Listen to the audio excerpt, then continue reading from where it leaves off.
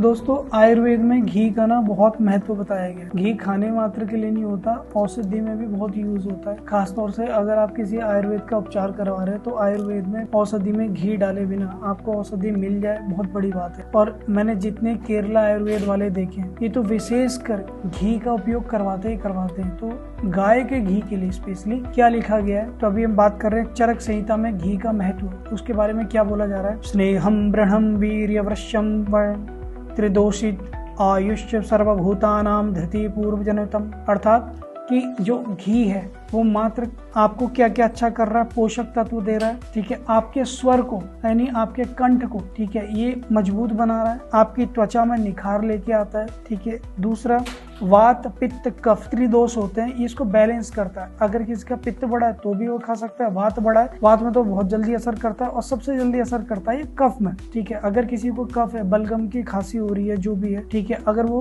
गाय का घी एक एक चम्मच भी खा ले मेरे हिसाब से, ठीक है, उसको बहुत फायदा मिलेगा। दूसरा, अष्टांग हृदय में घी के बारे में क्या लिखा हुआ है। घृतम सितम गुरु स्नेहदम मधुरम सारकम स्मृतम प्रसादानम बलम वृश्यम वर्णम आयुषम त्रिदोषिजितः, अर्थात ये भी वही बात बोल रहे हैं कि त्रिदोष वात पित्त कफ को कंट्रोल करना, किसी का पेट साफ नहीं हो रहा है उसको ठीक रखना, जिसका शीत यानी गुरु यानी भारी तत्व, ठीक है, अगर वो बिगड़ा है उसको भी आप घी के थ्रू ठीक कर सकते हैं। टोटल मिला के आप ये मान के चलिए कि आयुर्वेद हो, आयुर्वेद की कोई सी भी संहिता हो, उसमें गाय के घी का बहुत बहुत बहुत उल्लेख है। अगर मैं इस गाय के घी को, मेरे को इस कंपनी ने कोई स्पॉन्सर नहीं किया और ना मुझे ये बोलने की कोई ज़रूरत थी, बट मेरे को लगा कि ये मैं खाता भी क्यों, A2 गाय का फुल मून घी, ठीक है, पूर्ण चंद्रमा का। मेरे को इस कंपनी को लाने की कोई ज़रूरत नहीं थी,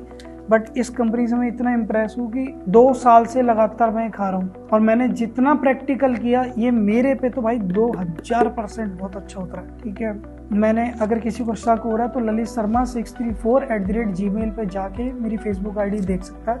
पर डे 19 किलोमीटर रनिंग करने के बाद मैंने 150-200 ml ये घी पिया है। शुरुआत में 1-2 बार पेट गड़बड़ाता था, ठीक है, बट उसके बाद उससे लेकर आज तक मैंने फैट लॉस में हेल्प किया। भाई मेरे को स्किन एक डिजीज थी वो भी अच्छी हो गई मेरी, ठीक है। हेयर की ग्रोथ ये करता ही करता है, कौन कहता है घी काम नहीं आता यार। मेरे हिसाब से मेरे को इस घी में बहुत कुछ मिला है और मैं इतनी रिक्वेस्ट करूँगा आपसे कि ये 2200 रुपये किलो घी है, 2200 रुपये को मत देखना यार एक बार। इतनी सी रिक्वेस्ट है कि आप इसको जाओ खरीदो। मैं फिर बोल रहा हूँ, कंपनी ने कोई पैसा नहीं दिया, ना मुझे इससे कोई लालच।